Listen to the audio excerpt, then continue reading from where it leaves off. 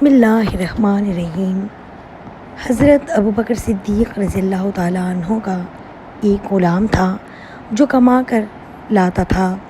ایک رات وہ آپ کے پاس کچھ کھانا لایا تو آپ رضی اللہ تعالیٰ عنہ نے اس میں ایک لقمہ لیا۔ غلام نے کہا، کیا بات ہے، آپ ہر رات سوال کرتے تھے، آج آپ نے سوال نہیں کیا کہ یہ کھانا کہاں سے لائے ہو؟ حضرت ابوبکر صدیق رضی اللہ تعالیٰ عنہ نے فرمایا، بھوک نے مجھے نڈھال کر رکھا تھا، تم بتاؤ کہاں سے لائے ہو؟ غلام نے عرض کیا، میں زمانہ جاہلیت میں کسی کے لیے تعویذ اور جھاڑ پھونک کیا تھا، انہوں نے مجھے کچھ دینے کا وعدہ کیا تھا، آج جب میں ان کے پاس سے گزرا تو ان کے ہاں شادی کا کھانا تیار تھا، لہٰذا اس میں سے انہوں نے مجھے بھی دے دیا۔ حضرت ابوبکر صدیق رضی اللہ تعالیٰ عنہ نے فرمایا، قریب تھا کہ تو مجھے ہلاک کر دیتا۔ پھر آپ رضی اللہ تعالیٰ عنہ نے اپنا ہاتھ منہ میں ڈالا اور کھایا ہوا قے کرنے لگے، لیکن وہ نکل نہ رہا تھا۔ کسی نے کہا، یہ پانی سے نکلے گا۔ آپ رضی اللہ تعالیٰ عنہ نے پانی کا برتن منگوایا اور پانی پی پی کر قے کرنے کی کوشش کرتے رہے، حتیٰ کہ اس ایک لقمے کو باہر پھینک دیا۔ پھر آپ رضی اللہ تعالیٰ عنہ کو کسی نے کہا، اللہ آپ پر رحم فرمائے، یہ تکلیف اس لقمے کی نحوست سے پہنچی۔ آپ رضی اللہ تعالیٰ عنہ نے فرمایا، اگر یہ لقمہ میری جان لے کر نکلتا تب بھی میں اس کو نکالتا۔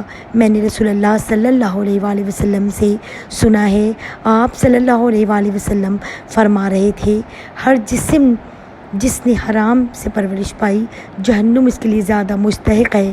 اس سے مجھے خوف ہوا کہیں میرے جسم کی معمولی پرورش بھی اس لقمے سے نہ ہو جائے۔ حضرت عیسیٰ علیہ السلام ایک قبر کے پاس سے گزرے تو دیکھا کہ عذاب کے فرشتے اس قبر والے کو سزا دے رہے ہیں۔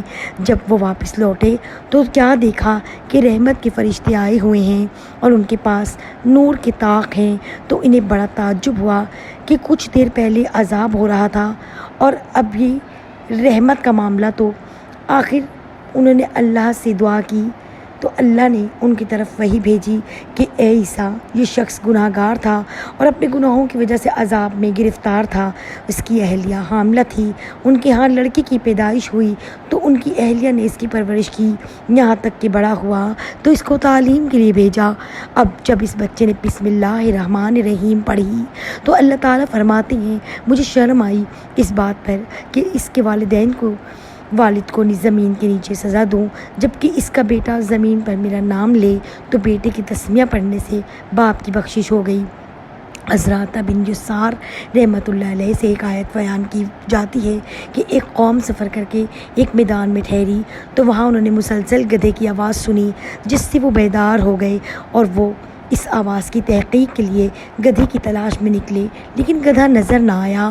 تو انہیں ایک ایسا گھر نظر آیا جس میں ایک عمر رسیدہ عورت تھی، تو ان لوگوں نے اس سے کہا کہ ہم نے گدھا کی آواز سنی جس سے ہم بیدار ہو گئے ہیں، لیکن ہمیں کہیں گدھا نظر نہ آیا۔ اس عمر رسیدہ خاتون نے کہا، یہ ایک میرا بیٹا ہے، اس کی عادت یہ تھی کہ یہ مجھے کہتا تھا، اے گدھی ادھر آ، اور کبھی کہتا اے گدھی ادھر جا۔ میں نے اس کو بد دعا دی اور عرض کیا، اے اللہ اس کو گدھا بنا دے۔ چنانچہ اب یہ رات سے لے کر صبح تک گدھے کی آوازیں نکالتا رہتا ہے۔ اس مسافر قوم کے لوگوں نے اس عورت سے کہا، ہم اسے دیکھنا چاہتے ہیں، ہمیں اس کے پاس لے چلو۔ جب یہ لوگ اس کے پاس گئے تو کیا دیکھتے ہیں کہ وہ قبر میں ہے اور اس کی گردن گدھے کی گردن کی طرح ہے۔